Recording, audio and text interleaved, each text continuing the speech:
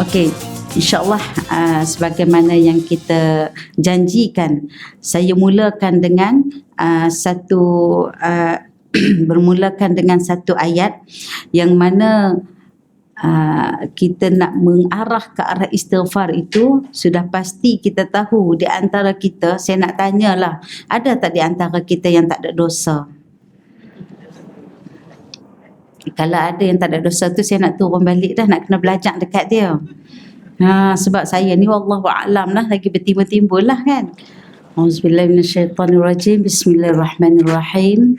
Alhamdulillah Rabbil Alamin. Wassalatu wassalamu ala ashrafil anbiya wal mursalin wa ala alihi wa sahbihi ajma'in. Rabbi shrah li sadri wa yassir li amri wahlul 'uqdatam min lisani yafqahu qawli. Rabbi zidna 'ilman warzuqna fahman. Allahumma iftah 'alaina hikmataka wanshur 'alaina min khazaini rahmatika ya arhamar rahimin. Allahumma inna na'udzubika min 'ilmin la yanfa' wa min qalbin la yakhsha' wa min nafsin la tashba' wa min 'amalin la yurfa' wa min da'watin la yustajabu laha. Ya Allah, ya Tuhan kami, jauhkanlah kami daripada ilmu yang tidak manfaat ya Allah. Jauhkanlah kami daripada hati yang tidak pernah khusyuk ya Allah. Jauhkanlah kami daripada nafsu yang tidak pernah kenyang ya Allah. Jauhkanlah kami daripada amalan yang tidak diterima-Mu ya Allah. Jauhkanlah kami daripada doa yang tidak dimakbulkan ya Allah. Wa sallallahu ala sayyidina Muhammad wa ala alihi wa sahbihi wa sallam. Walhamdulillahi rabbil alamin. Amma ba'du. Al-Fatihah.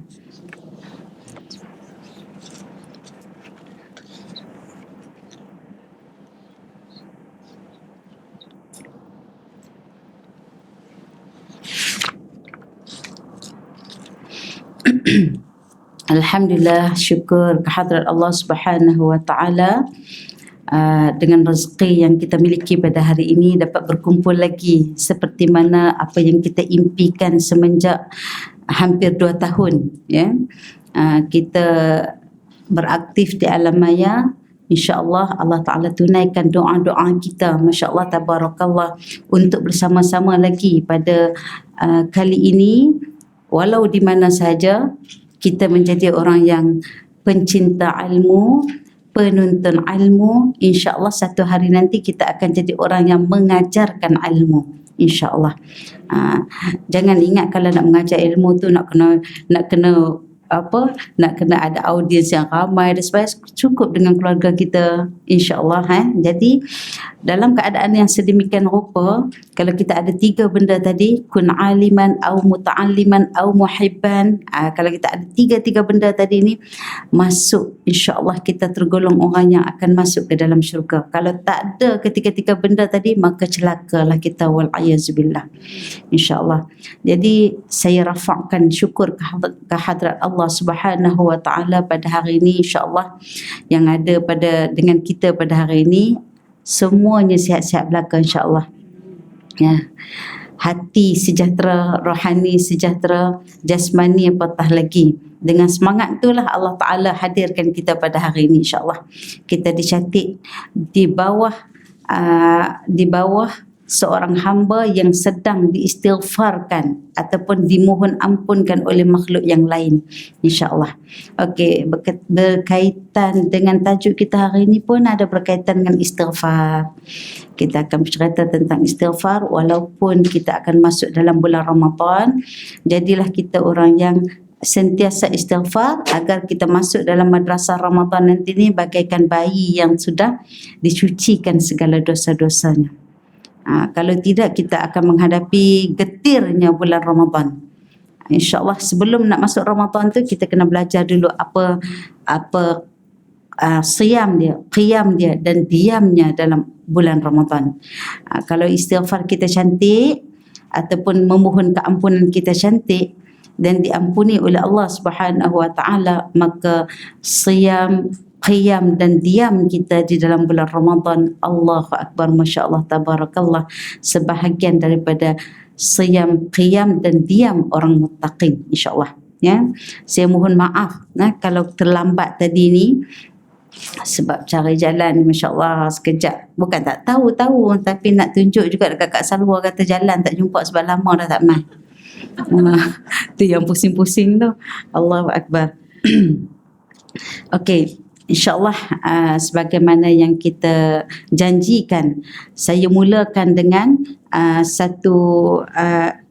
bermulakan dengan satu ayat yang mana kita nak mengarah ke arah istighfar itu sudah pasti kita tahu di antara kita. Saya nak tanyalah, ada tak di antara kita yang tak ada dosa?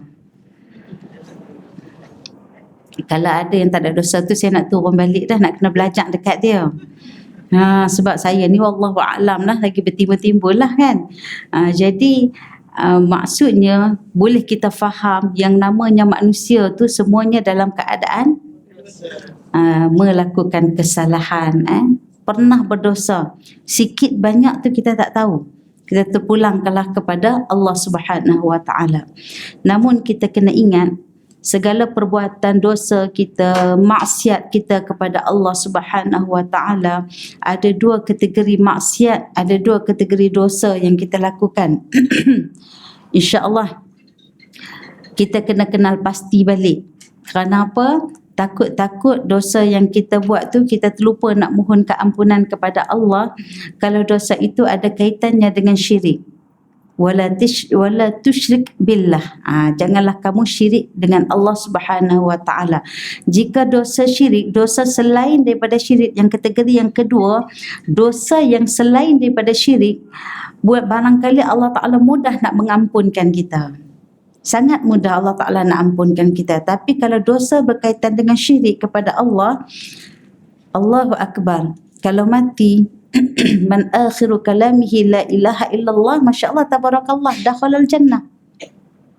Tapi kalau mati dengan dosa syirik, terlupa ataupun tak ingat pun nak bertaubat kepada Allah dengan taubatan nasuha, kita bawa dosa syirik tu dengan sampai akhir kalam kita, wallahu alam, sama ada Allah Ta'ala nak mengampun ataupun tidak. Kalau Allah Ta'ala tak ampun, selama-lamanya dengan para munafiqin, musyrikin dan kafirin. Wal'ayazubillah.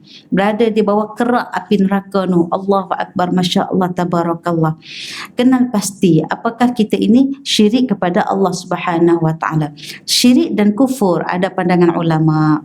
Ada ulama mengatakan syirik dan kufur itu sama. Ada pandangan ulama mengatakan syirik dan kufur itu tidak sama.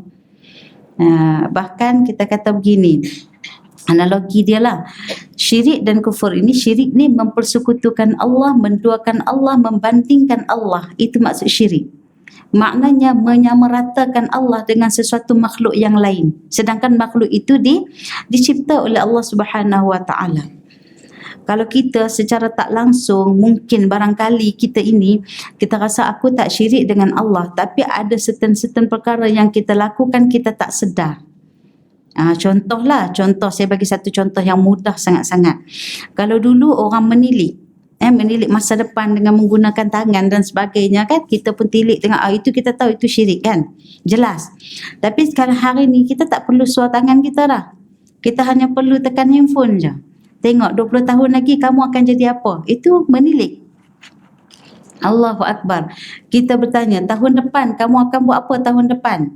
Kamu paling takut sekali kamu akan dimadukan. Memang makan tak makan tak lalu, tidur tak lena lah. Allahu Akbar. Sebab apa? Syaitan ni dia pun moden. Dia bukan syaitan tradisional macam dulu-dulu kala.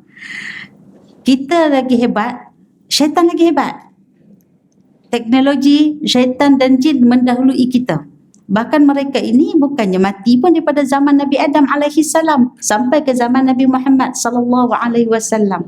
Maka dia tahulah nak tengok ni umat-umat Nabi Muhammad ni yang bukan pun besar macam umat zaman Nabi Adam alaihi salam. Bahkan makin kecil lagi senang dia nak tinas kita. Lebih kurang macam itulah. Jadi bila kita moden, dia orang pun moden.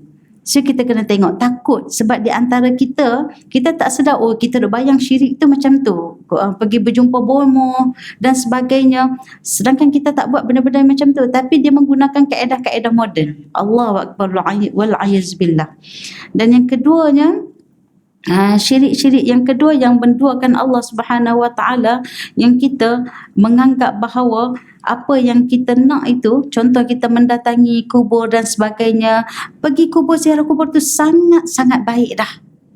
Tapi janganlah minta tolonglah saya tu. Bukan macam tu cara dia. Itu berkaitan dengan syirik. Kita berdoa, kita bertawassul, kita mengambil keberkatan. Dengan asbab-asbab tersebut, Allah Subhanahu Wa Taala memakbulkan keinginan kita. Alhamdulillah. Kena detect sangat. Kemudian tangkal-tangkal yang kita pakai. Masya Allah, tabarakallah. Ada seorang muslimat, ni cerita lama dah. Dia kata, Ustazah, saya ni duk jual tepi jalan nasi lemak tepi jalan tu 100 bungkus, tak pernah laku. Dua bungkus, 3 bungkus saja, lepas tu tak laku. Ada satu ketika ada seorang nenek tu datang bagi saya satu tangkal, bukan tangkal, cincin. Cincin jet warna hijau. Dia bagi dekat saya, dia kata pakailah yang ni. Nanti kamu akan jualan kamu akan laku. Semenjak saya pakai, bukan setakat 100 bungkus Ustazah, dia kata 300 memang boleh pergi. So macam mana keadaan saya sekarang? Saya pun takut juga syirik. Saya kata, akak, kalaulah hanya kerana 300 bungkus nasi lemak akak sanggup menjual iman akak, menjual akidah akak, tak payahlah. Koman-koman pun orang Kedah lah kata. Koman-koman tu maksudnya paling pun akak kena jadi setara Fir'aun tu. Barulah berbaloi kan dengan iman tu. Wal'ayazubillah. Setakat 300 bungkus tu tak jadi semata-mata itu menjualkan iman. Bayangkan kalau Dajjal datang kepada kita, agaknya macam mana lah. Ni baru dia punya bunga-bunga dia, baru dia punya pengaruh-pengaruh dia saja. Kita dah orang perempuan ni maklum sajalah kan. Kalau tengok segala material kebendaan, ya Allahu Akbar, terpulang kepada orang perempuan lah. Betul, Allah Ta'ala bagi kita ni fitrah, kita suka kepada kebendaan. Tak sama macam orang lelaki benda tak minat sangat. Betul, Allah Ta'ala janji apa kat dia orang? Bidadari dalam syurga. Cuba janji gelang rantai, tak nak diorang. Betul tak Haji? Minta maaf lah kalau saya melawak sikit je lah. Nak bagi segar-segar sikit pada pagi ni. Masya Allah, tabarakallah. Kita pula kalau kita tengok dalam keadaan kita hari ni, Masya Allah, tabarakallah. Saya nak tanya secara ikhlas lah, selepas kita kahwin, ada tak terfikir di hati kita, lepas ni berasa nak kahwin lagi lah? Tak fikir kan? Tapi kalau kita tanya cik abang kita, kalau dia kata tak tu, nampak benar nipunya.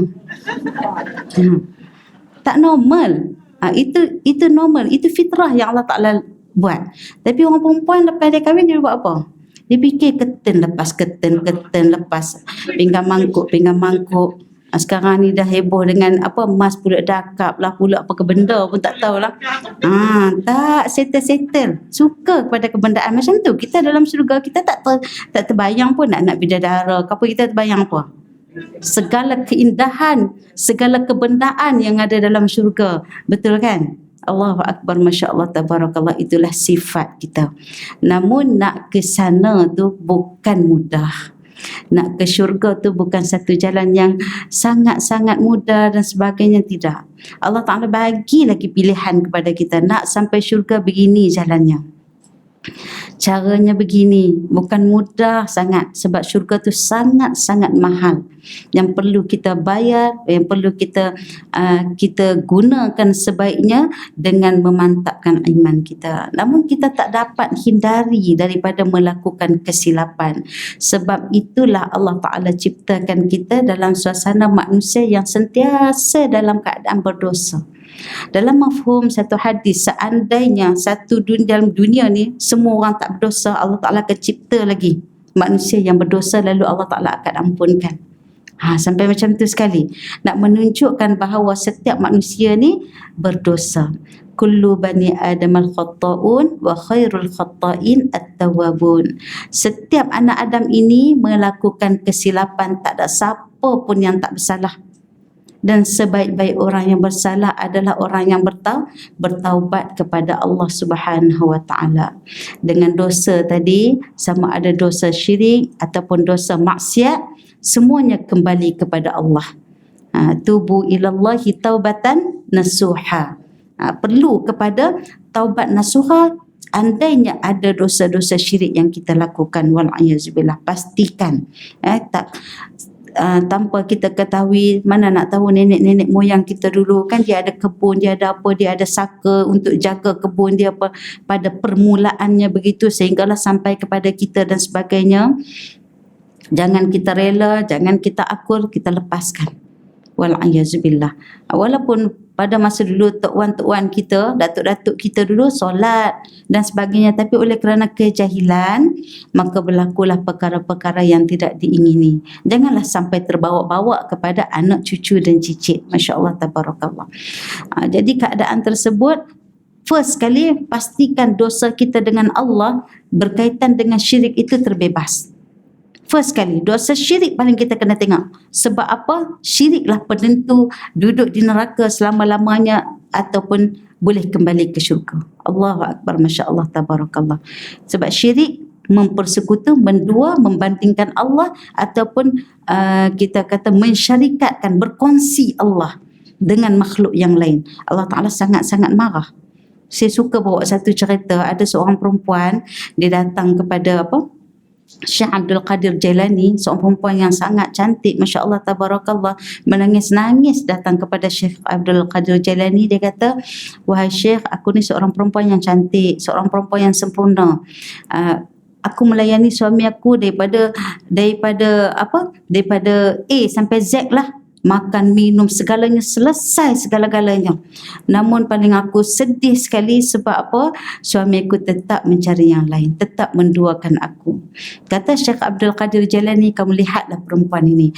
Perempuan iaitu makhluk yang lemah, yang penuh dengan kekurangan, pun sangat marah, sangat kecewa apabila diduakan.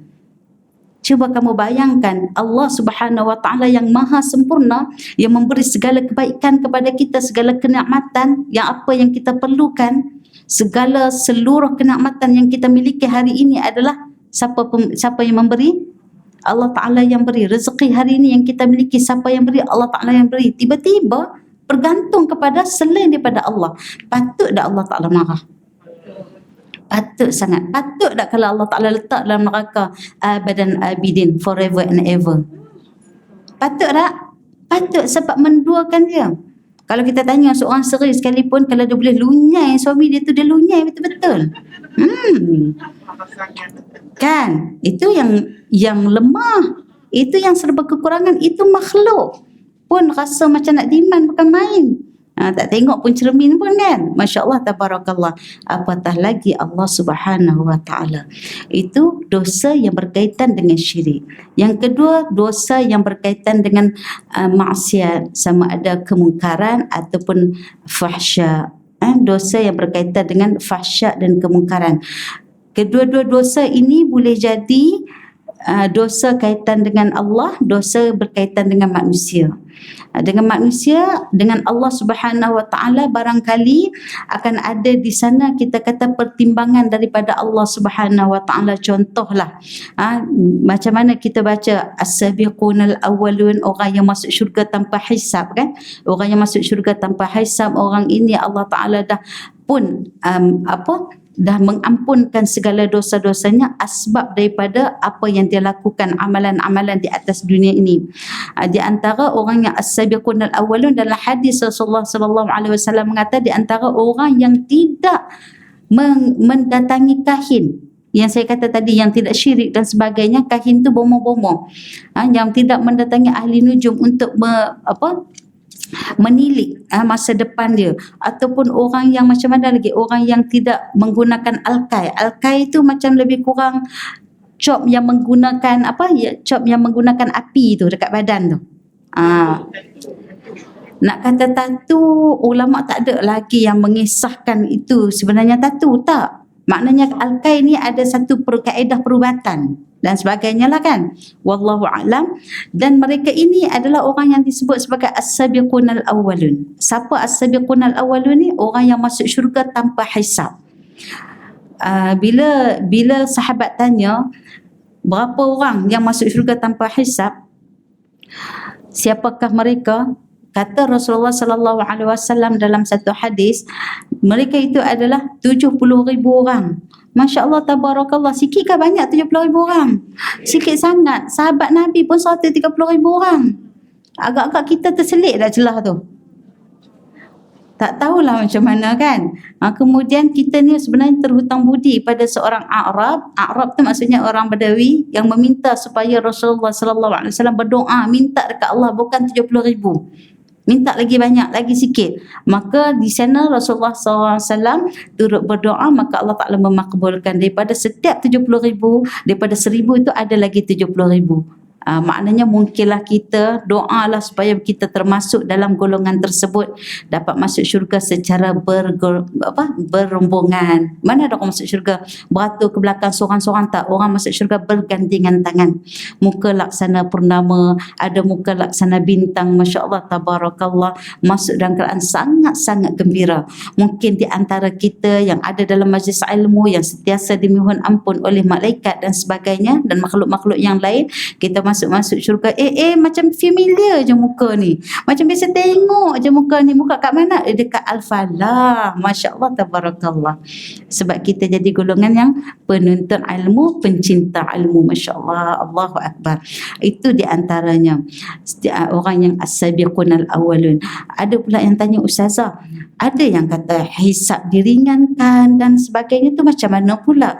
Mereka ini yang mana melakukan kemaksiatan, melampau dan sebagainya, maka di antaranya Allah Ta'ala memudahkan mereka, menyusahkan mereka saat di mahsyar, saat di kubur dan sebagainya. Namun apabila nak ke neraka, Allah Ta'ala ampunkan, maka dimasukkan ataupun memudahkan hisab mereka. Kan kita selalu bila kita berdoa, bila kita wuduk, waktu kita basuh tangan kanan, ya Allah, kurniakanlah aku, berikanlah aku buku catatan amalan sebelah kananku, ya Allah. Wa hasib hisaban yasira, ya Allah, hisabkanlah aku dengan hisab yang ringan, ya Allah. Waktu kita basuh tangan sebelah kiri pula, kita berdoa pula dalam hati kita, ya Allah, janganlah kau berikan buku catatan amalanku sebelah kiri atau di belakangku, ya Allah. Jangan, minta sungguh-sungguh. Walaupun kita tak baca di mulut, kita ingat dalam hati. Jangan duk kalik sembang pula masa wuduk tu. Dah basuh kaki, lupa orang kan, macam tu. Jadi keadaan macam tu kita minta kepada Allah Subhanahu Wa Taala, barangkali doa kita yang selalu kita lantunkan, yang selalu kita niatkan di hati itu, rupa-rupanya Allah Taala yang mentakdirkan. Sebab apa? Allah Taala nak kita jadi golongan kanan. Allah Taala nak kita jadi orang yang dihisab dengan hisab yang ringan. Masya Allah, tabarakallah. Itu yang kita nak. Jadi keadaan macam ni, orang-orang yang tersebut, maka dia dihisab dengan hisab yang ringan, akhirnya masuk ke dalam syurga. Yang penting kita kena faham, hari ni semua yang ada kat dalam dewan ni semua berdosa. Jangan ada rasa sucinya saya hari ni, Masya Allah, tabarakallah. Tak ada. Suci juga tapi duduk dalam debu juga kan. Berdosa lah tu. Maknanya macam tu. Jadi kita dalam keadaan berdosa. Cuma kita kena ingat, innallaha yuhibbut tawwabin wa yuhibbul mutatahhirin. Allah Ta'ala suka orang-orang yang bertaubat dan Allah Ta'ala suka orang-orang yang menyucikan dirinya. Allahu Akbar. Orang mukmin ni tidak akan jatuh dalam lubang yang sama dua kali. Bila dia terjatuh, dia akan cepat-cepat kembali ke pangkal jalan. Bila dia buat dosa, dia akan cepat-cepat bertaubat kepada Allah Subhanahu Wa Taala. Dia tak seronok, dia tak berasa seronok untuk buat dululah, besok lah bertaubat, lusa lah bertaubat, nanti tunggu 40-an lah bertaubat, tengok 30 dah mati. Allahu Akbar, Masya Allah. Itu sifat orang mukmin. Okey, jadi kita tengok satu ayat yang diberi kepada kita, orang yang berdegil dengan maksiat ni. Apa dia yang disebutkan dengan orang yang berdegil dengan maksiat?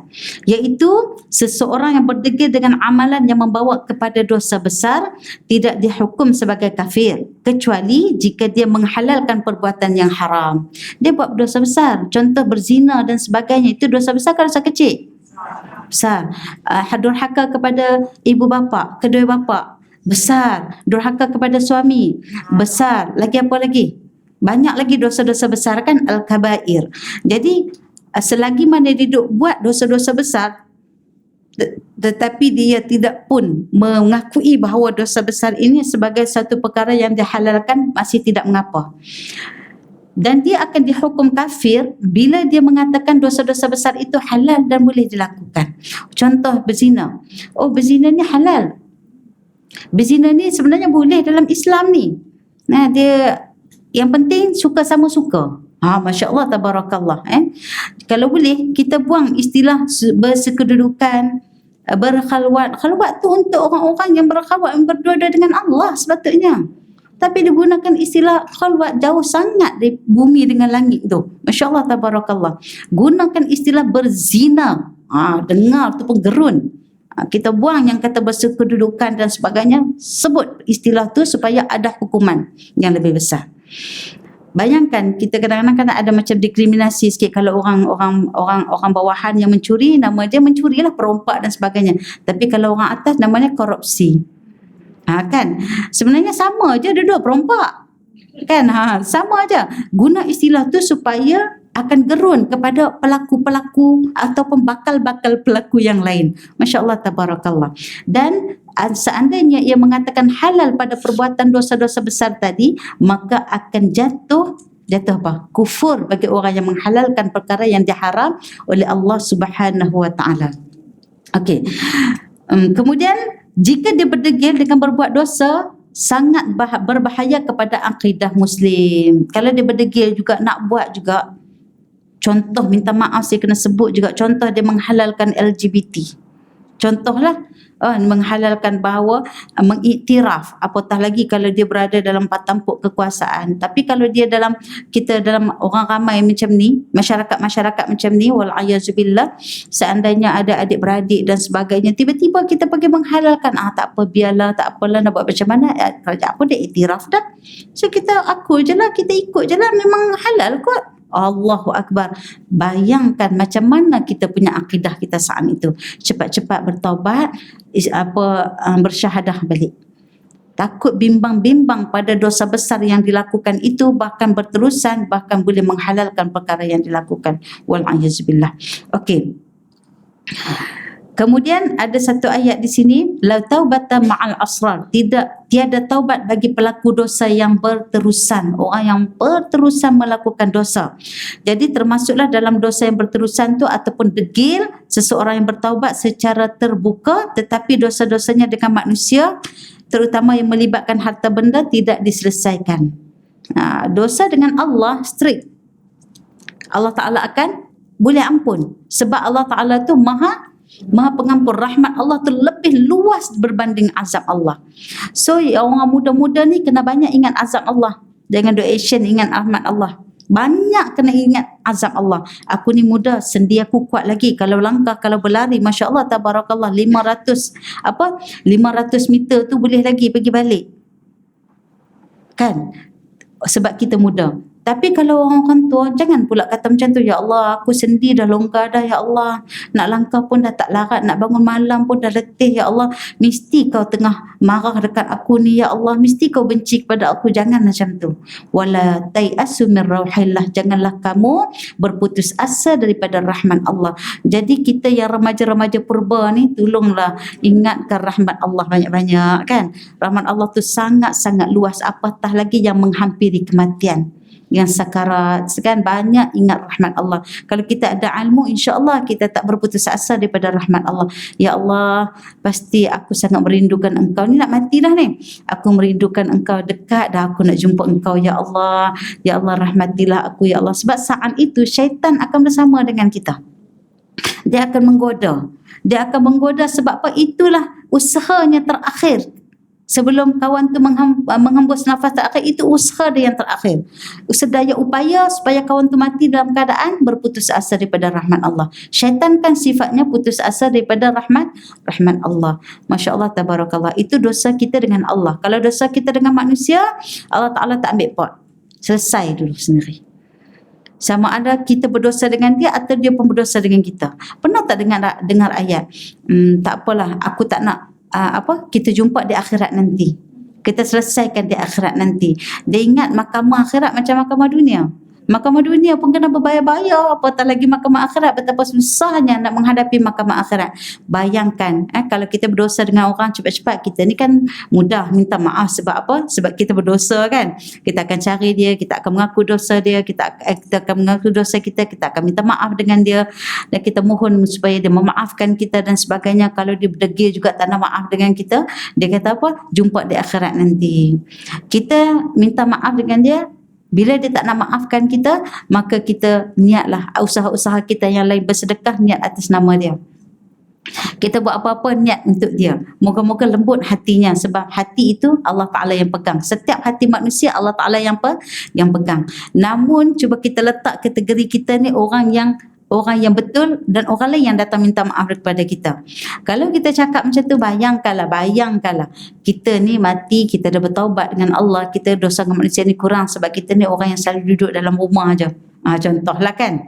Kemudian di akhirat sana kita nak masuk syurga awal lah. Di antara orang-orang yang tergolong masuk dalam syurga awal ni, gaya nak langkah, syurga tu dah selangkah dengan kita. Tapi oleh kerana ada orang yang buat dosa dengan kita, yang kita kata saya tak nak maafkan kamu, saya nak ada di akhirat. Terbantuk tak? Sangat-sangat terbantuk. Rugi tak? Rugilah. Kawan-kawan dah masuk berbondong-bondong dah. Kita tak masuk-masuk lagi. Sebab nak selesai ni, banyak sangat orang buat dosa dengan kita ni. Nak selesai sama ada kita nak maaf ataupun kita nak ambil lagi dia punya kebaikan dia. Allahu Akbar, Masya Allah, Tabarakallah. Itu di antara dosa dengan manusia. Itu yang paling kita kena sangat-sangat kena tengok. Kalau tidak, tak selesai dengan manusia, dengan Allah selesai, tak jadi lagi muttaqin. Hebat macam mana kita sekalipun, tahajud macam mana, qiyamul lail macam mana sekalipun, puasa macam mana sekalipun, bersedekah hebat macam mana sekalipun, kalau ada dosa dengan manusia, sama ada dengan kaum kerabat kita, memutuskan silaturahim dan sebagainya, Allah Ta'ala dah kata dah finnar, dalam neraka. Wal'ayazubillah. Jadi keadaan macam tu, sebelum nak masuk syurga, sebelum nak pergi ke akhirat, sebelum nak hisab, maknanya kita kena fikir dulu, apakah kita ada dosa dengan manusia dan sebagainya. Allahu Akbar, Masya Allah, Tabarakallah. Okey, sekarang kita tengok apa yang dimaksudkan dengan fadilat istighfar. Sebab apa maksud istighfar ini? Iaitu di antara memohon pengampunan dengan Allah Subhanahu Wa Taala. Maknanya istighfar ini adalah penghapus, salah satu daripada amalan penghapus dosa kita. Namun kita kena pastikan, istighfar ni kita kena pastikan, sebab di sana kalimat istar atau astaghfirullah, adalah kalimat yang menyuruh untuk kita beristighfar kepada Allah Subhanahu Wa Taala. Ghafara merujuk kepada pengampunan Allah. Pengampunan Allah itu sebagai apa? Al-Ghafir. Allah Ta'ala maha memberi pengampunan. Dalam Al-Ghafir itu ada apa lagi? Ada rahmat Allah yang sangat-sangat luas. Okey, kalau kita beristighfar kepada Allah Subhanahu Wa Ta'ala sebab kita minta Allah Ta'ala untuk mengampunkan dosa-dosa kita. Nanti kita akan tengok waktu mana dan sebagainya. Dan yang perlu kita ketahui, saat kita meminta ampun kepada Allah Subhanahu Wa Ta'ala, kita kena suci dulu. Kita kena bertaubat dulu. Bukanlah kita orang yang penerus pelaku maksiat dan sebagainya. Kita kena suci dan sebagainya. Kita proses takhalli dan tajalli dan takhalli. Masya Allah, Tabarakallah. Okey, contoh. Saya bagi satu contoh. Analogi yang sangat mudah. Contohlah, kita ada dengar ustaz-ustaz kata, istighfarlah 1000 kali sehari. Kita pun istighfar 1000 kali sehari. Sebab fadilat istighfar ni banyak. Apa yang kita kendaki, kita akan dapat melalui istighfar. Apa yang kita nak, kita akan mudah segala jalan-jalan untuk kita. Bahkan dosa kita pun akan dihapuskan. Masya Allah, Tabarakallah. Dengan diantaranya dengan amalan-amalan istighfar ni. Namun kita istighfar hari 1000 kali. Salah satu suruh tambah lagi 2000 pula. Naik kereta ni, Rabbighfirli wa liwalidayya warhamna wa tub alaina. Kita baca sampai 2000 kali. Macam tak ada apa-apa pun, tak ada kesan apa pun. Apakah istighfar aku ni ditolak dan sebagainya. Okey, analogi dia cukup mudah sangat analogi dia. Kalau kita ni orang kaya, contoh kita ada duit yang banyak, kita nak derma, kita ada dah nak derma dekat sekian orang, kita pun pergi dekat orang tersebut. Bila kita nak derma dekat dia, tiba-tiba kita tengok dia tengah main token tu. Lepas tu dia, rupanya dia ni orang nombor ekor. Lepas tu kita tengok ada lagi seorang yang kedua pula, tengok dia ni tengah apa, tengah minum arak dan sebagainya. Agak-agak kita terus bagi tak? Tak bagi sebab apa? Sebab orang tu buat apa tu? Dia buat dosa kan? Dia buat maksiat. Kita dengan Allah macam tu. Kalau maksiat masih berterusan, kalau dosa masih berterusan, istighfar kita tak akan jadi apa. Memang Allah Ta'ala ampun dah. Nak ampun dah. Tapi oleh kerana kita pelaku-pelaku maksiat, tak serap lah apa yang Allah Ta'ala nak bagi kepada kita tu. Tertampal. Atau analogi dia mudah je kita nak faham. Maknanya kalau kita nak minta apa sahaja yang kita nak minta, turun tengok, tilik balik apa yang perlu kita tinggalkan. Apa yang perlu kita buat untuk nak menyuci kembali dosa-dosa kita. Okey, analogi yang lain yang paling mudah. Nak menghindar daripada kita ni terus melakukan dosa. Sebenarnya kita kena suci dulu dia hati-hati kita. Contoh seorang lelaki ke seorang perempuan, dia bawa satu keping daging keping ke? Keping, betul. Keping tu bukan kecil. Sepotong kan? Sepotong. Keping tu macam kecil sangat. Okey, satu potong daging. Dia bawa satu potong daging. Tengah bawa tu ada anjing. Anjing tu sedang mengejar dia. Kemudian dihalau, anjing tu lari sekejap. Kemudian anjing tu akan kembali mengejar dia. Maknanya melainkan apa? Dia nakkan daging tersebut, melainkan apa? Melainkan lelaki tadi buang daging tu. Maka barulah anjing tu akan mengejar daging tu, tak kejar dia. Macam tu juga dengan kita dengan dosa. Selagi kita tak buang dosa-dosa yang ada dalam hati kita, dosa yang ada dalam diri kita, kita buat kebaikan pun, kebaikan tu akan jadi sementara. Sebab anjing tadi diumpamakan sebagai syaitan. Dia tak akan berhenti untuk mengganggu kita. Sebab apa? Masih ada lagi kesan-kesan maksiat dalam diri kita. Maka macam mana? Kamu buat baik sekejap, okey tak apa. Kamu buat baik sekejap, itu panggil nafsul lawamah. Duduk tempat orang baik, dia akan jadi baik sekejap. Nanti bila dia keluar, nanti dia berkumpul dengan orang yang tak baik, dia akan jadi orang yang tak baik pula. Makna syaitan tadi sebenarnya tak meninggalkan dia pun. Dia tunggu peluang je. Tu macam mana? Dia kena buang terus. Di antara kebaikan dengan kejahatan, dia kena buang. Dia tidak boleh buat sama-sama. Oh, nak jadi jahat, tak apa, jahat sikit-sikit. Buat baik berpada-pada kan? Ingat tak? Pepatah Melayu kata, buat baik berpada-pada, buat jahat jangan sekali. Kalau boleh, buang terus. Jadi keadaan macam tu kita boleh tengok kenapa. Tanya diri kita balik. Betul kan? Saya pun kadang-kadang tertanya, kenapa kejap-kejap Allah malasnya nak buat gini. Kadang-kadang, seronok pula nak buat benda-benda yang tak elok. Contoh kita kata kan, barangkali kenapa aku buat macam ni, tak rasa zauq orang lain buat macam ni, rasa ya Allah manisnya dia orang dapat buat gini-gini sedangkan aku tak rasa pun macam tu. Barangkali tanya hati kita, kita belum buang buang segala keburukan-keburukan yang ada pada diri kita, maka tak akan hadirlah yang namanya kejahatan-kejahatan yang ada di sekeliling kita. Masya Allah, tabarakallah. Jadi di sini kita faham istighfar tadi memohon keampunan kepada Allah Subhanahu Wa Taala. Bila Allah Taala makbulkan istighfar kita, Allah Taala memberi keampunan kepada kita, Masya Allah, tabarakallah, kita akan mendapat segala fadilat istighfar sebagaimana yang kita belajar selama ni, insya Allah. Okey, kita tengok.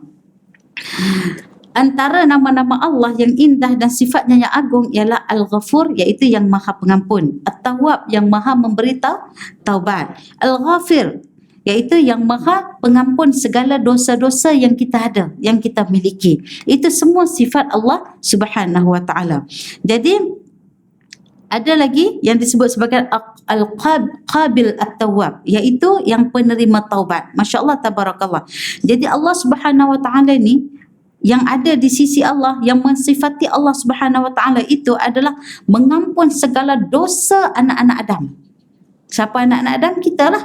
Sama ada lelaki dan perempuan, tidak ada diskriminasi dalam bab ini. Dalam bab amalan-amalan fastabiqul khairat, berlumba-lumba melakukan amalan ini, tidak ada diskriminasi. Orang perempuan buat banyak dapat sikit, tak ada.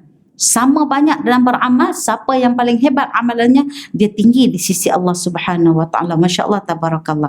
Dalam bab melakukan amalan-amalan saleh. Allahu Akbar. Kemudian antara rahmat Allah kepada manusia ialah adanya peluang beristighfar ataupun memohon keampunan, iaitu memohon supaya diri terpelihara daripada segala keburukan dosa dan menutupi kesan-kesannya. Dalam satu kalimat disebut ada dalam ayat Manar Rasul. Siapa ingat? Kan ada 3 ayat tu dalam surah Al-Baqarah, kan ada tiga ayat yang disebut di situ. kita minta Allah Ta'ala ampunkan dosa kita, waghfir lana warhamna, kan? Wa'fu anna. Di situ tiga pengampunan itu bukan sekadar kita minta lalu di mulut macam hafazan saja, tak. Di situ kita minta double daripada Allah. Dah ampun, minta tutup pula kesan aib kita di akhirat sana. Dah kemudian minta Allah Ta'ala terima kita dengan mudah-mudah saja di sana. Allahu Akbar, Masya Allah, Tabarakallah. Maknanya minta dengan mudah tu kita tidak dipandang hina oleh Allah. Kita ditinggikan darjat oleh Allah Subhanahu Wa Ta'ala. Kadang-kadang diampunkan tapi masih ditakut begitu. Ya, tapi oleh kerana pengampunan yang berupa afu, wa'fu anna waghfir lana warhamna, dengan rahmat Allah masukkan kita ke dalam syurga dengan secepat mungkin. Allahu Akbar. Bukan setakat masuk secepat mungkin, maka ditinggikan kita lagi di dalam syurga. Itu kalimat yang sangat-sangat keramat yang kita minta kepada Allah. Wa'fu anna waghfir lana wa'fu anna, maka kita minta kepada Allah Subhanahu Wa Ta'ala. Ayat tu kita baca setiap kali selepas solat maghrib dan solat subuh. Jangan lupa, sebab kita ni banyak melakukan dosa-dosa kepada Allah Subhanahu Wa Ta'ala. Tolong baca Amanar Rasul. Nak tidur, elok baca Amanar Rasul. Kemudian nak bangun tahajud, baca 2 ayat yang terakhir daripada surah Al-Kahfi. Kalau kita tak terbangun, kita dapat pahala. Sebab apa? Kita dah baca dengan niat nak bertahajud. Tapi oleh kerana Allah Ta'ala nak sedekah rehat kepada kita, maka kita tak dibangunkan. Kita bangun-bangun tengok-tengok dah subuh, namun kita dapat pahala daripada Allah Subhanahu Wa Ta'ala seperti mana orang yang bangun bertahajud. Masya Allah, Tabarakallah. Ini bukan cerita pakai niat ni. Amalan pakai niat saja, tak. Ini amalan-amalan sunat yang mana bila kita niat pun dah dapat pahala. Masya Allah, Tabarakallah.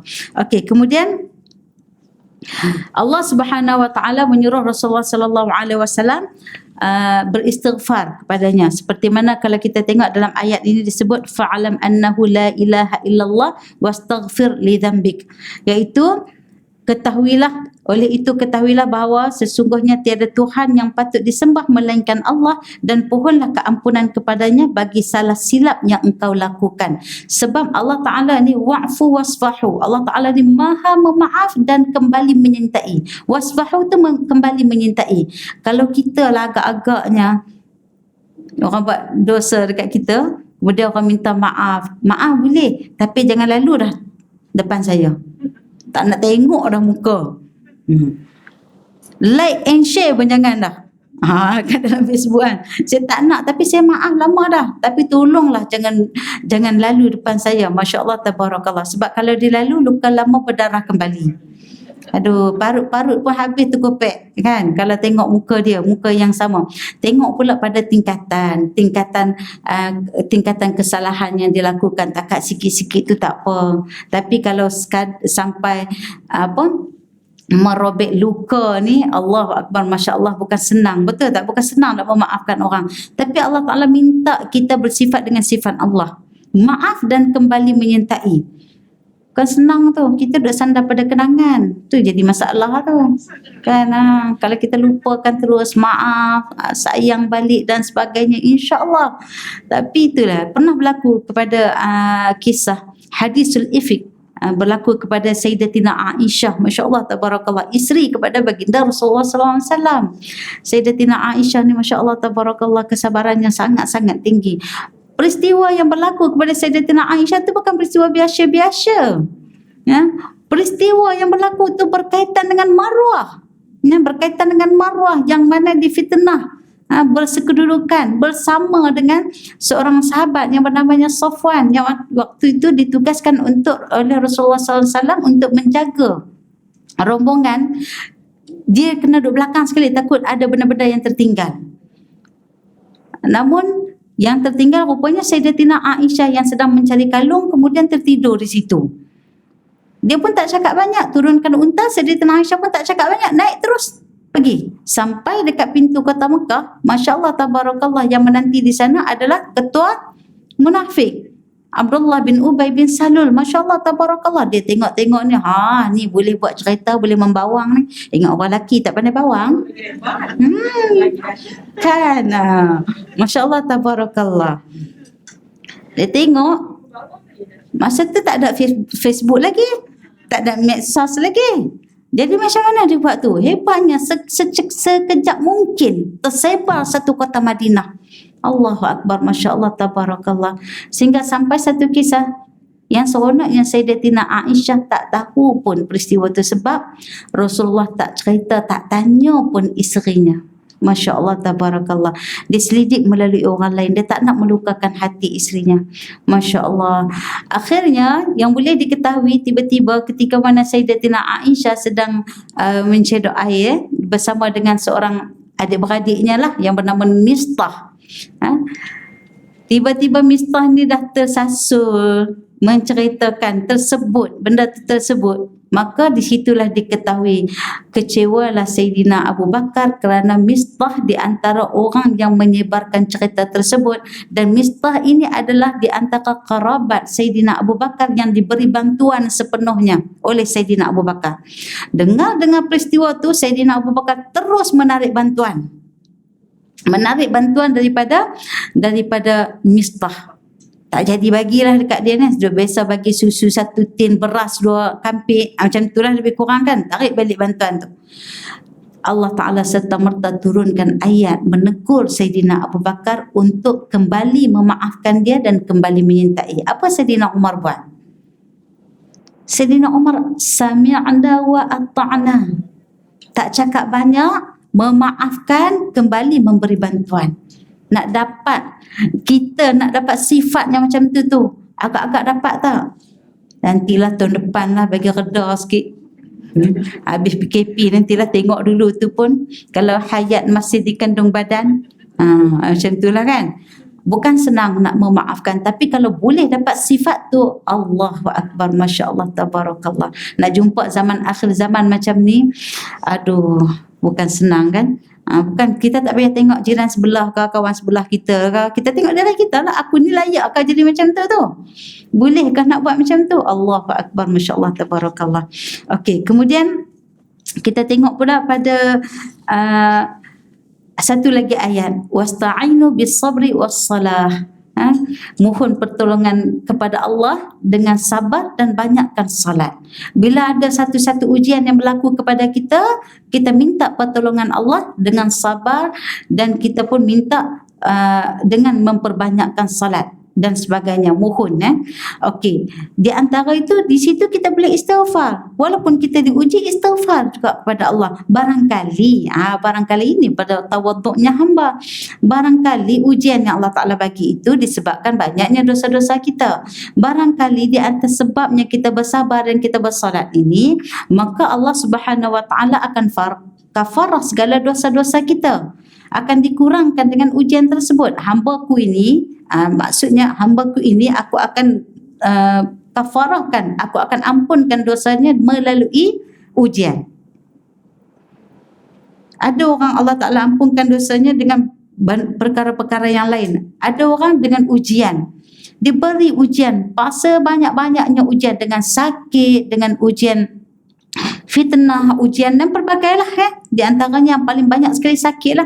Kita ni kalau diuji Allah untuk diri kita ni, kita jangan kata, oh ni sebab Allah Ta'ala nak angkat darjat aku ni, wah hebat, diman gila. Tu bahasa orang muda-muda kan dia kata. Kita sebagai hamba kena tawaduk, jangan kata macam tu. Kita kata, ya Allah, engkau uji aku dengan kesakitan ini kerana apa? Kerana Allah Ta'ala nak hapuskan dosa-dosaku. Jangan pula pergi dekat orang lain, ni sakit ni sebab kafarah dosa ni. Jangan macam tu, tak ada adab pula. Bila kita tengok orang menziarahi orang sakit, kita kata, inilah yang kamu keadaan begini sedang diangkat darjat di sisi Allah. Itu bila kita berhadapan dengan orang yang sakit. Bila dengan diri kita, kita kata dicuci dosa. Bila kita berhadapan dengan orang sakit, kita kata barangkali inilah kamu sedang diangkat darjat oleh Allah. Jangan pula kata ni nak kafarah dosa ni, basai dosa banyak ni kena ni. Macam tu. Allahu Akbar. Dahsyatnya mulut kita.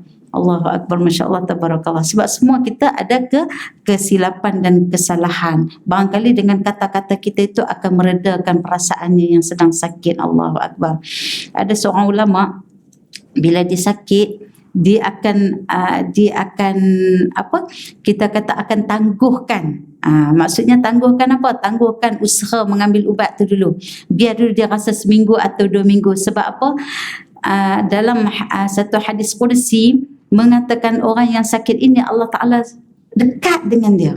Sebab nak rasa Allah Ta'ala dekat tu, dia biarkan dulu, dia tangguhkan dulu sama seminggu ataupun 2 minggu. Untuk apa? Selepas tu barulah dia cari ubat. Sebab untuk rasa dekat dengan Allah. Bila dekat itu, segala seluruh rahmat, segala dosa akan dihapuskan bagi orang-orang yang dalam keadaan kesakitan. Masya Allah, tabarakallah. Kita ni kalau sakit macam mana? Hari ni sakit, besok settle lah pergi klinik dah, MC siap. Sebab apa? Tak nak rasa tu. Sebab sakit sangat kan, azab sangat. Masya Allah, tabarakallah. Okey. Jadi kita tengok pula pada waktu pilihan bagi istighfar. Sebelum tu Kak Salwa kalau kata habis masa, tolong bagi signal kat saya. Kalau saya asar tak apa kot. Allahu Akbar, saya melawak je. Itulah pasal. Okey, sebelah sukun insya-Allah sikit lagi. Okey, waktu pilihan istighfar. Waktu kita beribadah kepada Allah Subhanahu Wa Taala, iaitu istighfar pada waktu ini sangat sesuai. Waktu kita beribadah, tengah beribadah kita istighfar, ya Allah, Masya Allah, tabarakallah, astaghfirullahalazim. Banyak istighfar ni, paling sikit astaghfirullahalazim, ataupun rabbighfirli. Paling sederhana astaghfirullahalazim alladzi la ilaha illa huwal hayyul qayyum wa atubu ilaih. Paling panjang sikit sayyidul istighfar. Lagi panjang baca istighfar rejab. Saya cukup suka kalau baca istighfar rejab. Sebab apa? Istighfar rejab ni dia macam satu aduan pada Allah yang kena kepada batang hidung kita. Kan itu karangan-karangan ulama yang kita boleh baca, istighfar je kena dengan batang hidung kita sendiri. Apa yang berkaitan dengan harian-harian kita. Boleh dalam bulan Syaban, boleh tak Ustazah nak baca istighfar rejab? Silakan. Dia bukan untuk khusus untuk rejab saja. Bila-bila pun kita boleh baca. Baca sebelum tidur tu, baca istighfar, Masya Allah, tabarakallah. Bagi orang yang haid, contoh duk baca Al-Mul tiap malam, tiba-tiba dalam keadaan haid, dia tak boleh baca Al-Mul. Ada pendapat yang boleh kata baca sebab apa, benda tu rutin. Tapi kalau bagi saya, minta maaf, saya tak baca. Saya gantikan di antaranya ada kaitan dengan azab kubur kan. Gantikan dengan doa sebelum kita bagi salam selepas tahiyat akhir. Doa apa? Allahumma inni a'udzubika min azabi jahannam wa a'udzubika min azabil qabri wa a'udzubika min fitnatil mahya wal mamat wa a'udzubika min fitnatil al-masihid dajjal. Baca bagi cukup 30 ayat macam surah Al-Mulk sebelum kita tidur bagi orang yang dalam keadaan uzur. Masya Allah, tabarakallah, insya-Allah ada kebaikannya di sana. Okey, itu pun doa tu pula daripada hadis, bukan doa biasa-biasa tu, bukan doa yang sendiri kita reka. Doa itu pula adalah daripada hadis ya. Jadi kita boleh amalkan sementara dalam keadaan masih uzur. Okey. Dalam satu ayat disebut di sini, fasabbih bihamdi rabbika wastaghfir innahu kana tawwaba. Mereka bertasbih dengan memuji Tuhanmu dan pohonlah keampunannya, sesungguhnya dia amat menerima taubat. Banyak kali dah Allah Ta'ala beritahu kita dalam ayat, Allah Ta'ala Maha penerima taubat. So tolong bertaubat walaupun setiap malam sebelum tidur, tolong bertaubat, jangan tangguh-tangguhkan taubat. Oleh kerana Allah Ta'ala Maha penerima taubat. Allahu Akbar. Kemudian dalam satu hadis disebut, saya baca terjemahannya sedikit. Nabi Muhammad sallallahu alaihi wasallam selalu membaca tasbih berikut ketika bangun pada akhir suatu majlis. Tasbih yang dibaca oleh Rasulullah sallallahu alaihi wasallam yang selalu kita baca iaitu subhanakallah wa bihamdika asyhadu an la ilaha illa anta astaghfiruka wa atubu ilaik. Faqala rajulun ya Rasulullah innaka lataqulu qawlan ma kunta taquluhu fima madha kafaratun lima yakunu fil majlis.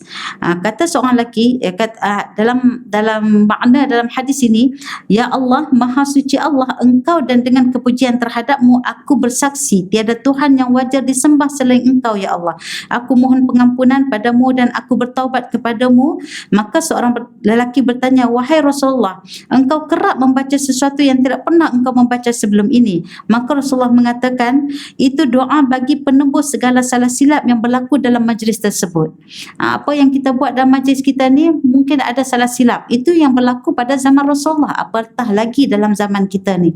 Maka setiap kali kita habis majlis, kita jangan lupa membaca, kita panggil apa? Tasbih kafarah. Apa maksud tasbih kafarah? Memuji Allah. Moga-moga dengan pujian Allah, kafarah itu menghapuskan dosa-dosa kita. Itu apa-apa majlis selamat, doa selamat dan sebagainya, habis saja baca tasbih kafarah.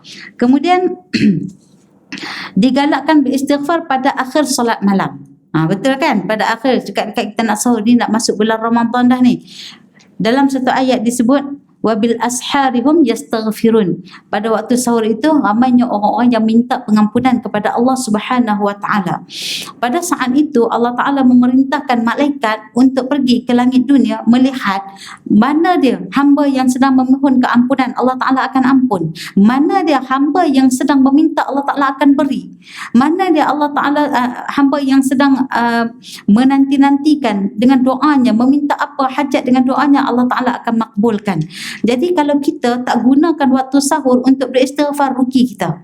Waktu sahur kita bangun, walaupun kita dalam keadaan uzur, kita bangun, kita istighfar kepada Allah sebanyak-banyaknya istighfar. Dan ingat, istighfar kita jangan demand, jangan sorang-sorang, jangan selfish. Istighfar kita, ingat, bukan untuk kita saja, bahkan untuk kedua ibu bapa kita, bahkan untuk kerabat kita, bahkan untuk muslimin dan muslimat sama ada yang masih hidup ataupun yang dah mati.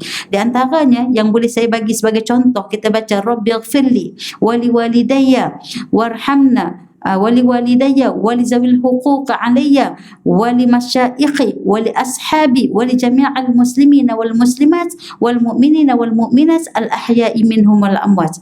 Kita minta pengampunan mula untuk diri kita first, yang kedua untuk kedua bapa kita, yang ketiga untuk kaum kerabat kita, yang keempat untuk para guru kita. Kita duk menuntut ilmu selalu dengan guru. Tak kisahlah guru mana, wali masyaikhi, semua guru-guru kita. Jangan kita tak berdoa untuk guru kita, kesian, dia pun ada dosa juga. Banyak juga dosa, bahkan kadang-kadang kita tak tahu, takkan lebih bertimbun daripada kita. Tolong minta istighfar untuk para guru kita. Kemudian para kawan-kawan kita, wali ashabi. Banyak sahabat-sahabat kita yang sedang kita berhubung sekarang ni, kiri kanan depan belakang, banyak kita bersahabat, betul. Sahabat bukan sekadar di sini saja, sahabat maya dan sebagainya. Jadi kita banyak minta. Kemudian seluruh muslimin dan muslimat, sama ada yang hidup ataupun yang mati. Itu doa istighfar yang kita tak demand seorang-seorang kita. Bila kita berdoa untuk orang lain, kita tak selfish, bahkan Allah Ta'ala mengembalikan kembali apa yang kita doa untuk orang, Allah Ta'ala kembalikan kepada kita daripada mulut-mulut orang lain yang turut beristighfar kepada kita. Allahu Akbar, Masya Allah, Tabarakallah. Sebab kita ini hamba yang sentiasa yang disebut sebagai pendosa, maka jangan kedekut untuk istighfar. Allahu Akbar. Kemudian yang terakhir sekali, yang keempat, ketika ada tanda-tanda mati atau ketika usia tua. Rasulullah sallallahu alaihi wasallam bersabda, Allahumma ighfirli warhamni wa alhiqni bil rafiqil a'la. Ya Allah, ampunilah dosaku, kasihanilah aku, hubungilah aku dengan teman yang agung. Ini doa yang Rasulullah selalu baca ketika Rasulullah dalam keadaan sakaratul maut. Kan Rasulullah sallallahu alaihi wasallam membaca doa tersebut. Kalau kita boleh dengan kalimat-kalimat yang baik walaupun selain daripada doa ni. Contoh, kita tu biasa baca raditu billahi rabba. Bacalah raditu billahi rabba wa bil islam madina. Ada orang dia boleh baca la ilaha illallah, la ilaha illallah, teruskan. Ada yang boleh baca dengan doa-doa yang sebaik, yang sedemikian rupa, yang bersifat dengan sifat istighfar, maka dipersilakan. InsyaAllah akan memberi kebaikan kita, husnul khatimah saat kita dalam sakaratul maut. Masya Allah, tabarakallah. Ujian sakaratul maut ini, Allahu Akbar, itu yang disebut al-maut kafaratul lil mu'min. Maut ini pun merupakan kafarah bagi orang mukmin. Maksudnya kafarah, penghapus dosa-dosa bagi orang mukmin. Kalau dia ada dosa bertimbun atas dunia, dia nak mati, Allah Ta'ala sukarkan kematian dia maksudnya dia rasa perit dengan kematian tersebut, maka itu pun jadi kafarah kepada dia. Jangan kata kat dia, ni mati dahsyat, sikit punya dahsyat mati ni. Barangkali itulah azab terakhir yang Allah Ta'ala bagi kat dia. Mungkin di kubur nanti lebih elok, mungkin di mahsyar lebih elok. Sebab apa? Itulah kafarah terakhir untuk menghapus segala dosa-dosa dia, untuk orang-orang mukmin, bukan untuk orang selain daripada mukmin. Jadi insya-Allah dengan istighfar tersebut menjadi penghapus segala dosa-dosa kita. Perbanyakkan kita beristighfar kepada Allah Subhanahu Wa Taala walaupun kita tak nampak kesan dia pada hari ini. Tapi saya yakin orang yang beramal dengan istighfar ini, bahkan kalau dia terhenti, walaupun dia tak nampak pada kesan, namun bila dia terhenti, dia akan rasa kekosongan hati. Betul? Walaupun dia tak nampak kesan pun, aku baca istighfar selama ni tak nampak apa pun. Tapi bila dia berhenti, dia akan rasa, ya Allah, gelisahnya, kenapa ni? Apa yang aku tak buat lagi? Rupanya kurang istighfar. Allahu Akbar, Masya Allah. Istighfar baru teringat hari tu 5 kali sebab marah ke anak. Astaghfirullahalazim. It's okay. Jangan memaki kan. Yang penting ada istighfar, insya-Allah. Moga-moga dengan istighfar tersebut, dengan itu cara kita menyuci dosa-dosa kita, bahkan Allah Subhanahu Wa Taala mengampun segala dosa-dosa kita dengan amalan istighfar tersebut. Akhir kalam, wabillahi taufiq wal hidayah. Wassalamualaikum warahmatullahi wabarakatuh. Subhanakallahumma bihamdika asyhadu an la ilaha illa anta astaghfiruka wa atubu ilaik. Amin amin ya rabbal alamin. Ya, silakan. Ada soalan? Ya. Boleh tak kita ada orang pernah komen kita tak boleh baca horoskop bintang kita kan? Macam kita bintang tu. Bukan nak baca, bukan nak percaya syok-syok dah. Berkaitan dengan akidah ni tak ada istilah main-main. Tak ada istilah nak seronok-seronok, tak ada. Nak tekan-tekan, nak tengok, oh bukan saya saja pun saja nak tekan nak seronok-seronok. Bab akidah paling kita kena jaga. Takut terpesong. Kita ni manusia kan, hati sentiasa berbolak-balik. Bila baca-baca, oh ni bukan nak baca pun, bukan nak main-main pun, bukan nak percaya pun, nak main-main je. Tiba-tiba baca-baca, betul ke? Kan? Itu dah mengganggu dah. Lebih baik jangan baca. Ada lagi banyak benda lain lagi nak kena buat. Quran pun tak habis-habis lagi nak khatam ni kan. Buat benda yang berfaedah. Wallahu alam. Okay. So, ada soalan dalam Facebook ni. Dia kata, saya biasa baca istighfar rajab lepas tahajud. Bagus? Boleh. Tak ada masalah. Istighfar tu lepas tahajud ke, sebelum tahajud, sebelum tidur ke, yang penting baca. Tak ada masalah. Yang penting kita boleh buat. Ya, dipersilakan, tak ada. Sebab dia tidak ada, kita kata tidak ada spesifik pada masa. Sebab istighfar rajab ni karangan ulama. Kita pun sentiasa mohon pada Allah untuk ampun dosa kita. Bila karangan ulama ni dia tidak ada spesifik. Yang penting tak ada dalil yang mengatakan haram. So kita buatlah, insya-Allah. Wallahu alam. Ada soalan lagi? Ada. Boleh? Nanti yang paling ringkas, yang panjang lagi ada. Saya pun nak kena tengoklah kalau panjang. Yang tu yang last sekali. Kan Rabbighfirli warhamni watub alayya. Ada juga yang kata yang boleh buat macam ni. Rabbighfirli warabbighfirli waliwalidayya warhamna watub alayna. Sebab kita minta, kita selit mak kita lah sebab kita ada kat sini. Ayah dengan mak kita yang sebab kita hidup kat dunia ni. So itu di antaranya lah. Sebab ada setengah ulama mengatakan dikira durhaka kalau anak ni tak doakan kepada mak dan ayah dia. Maknanya terlintas saja sebut. Apa-apa saja sambil-sambil duduk buat kerja pun Rabbighfirli waliwalidayya, Rabbighfirli waliwalidayya. Sebutlah setiap masa, insya-Allah. Wallahu a'lam. Ada lagi? Tak apa, kita buka soalan. Ini Ustazah kan? Tak malu-malu, jangan malu. Sebab soalan perempuan tu dapat dikongsikan kita yang mungkin tak pernah terfikir soalan-soalan tu kan. Tapi kita dapat. Jadi pahalanya besar tu yang insya-Allah. Tanya yang saya boleh jawab sudahlah. Tak ada lah. Tak ada lah ya. Okay, insya-Allah. Okay, Alhamdulillah. Alhamdulillah Ustazah Nurul Iman.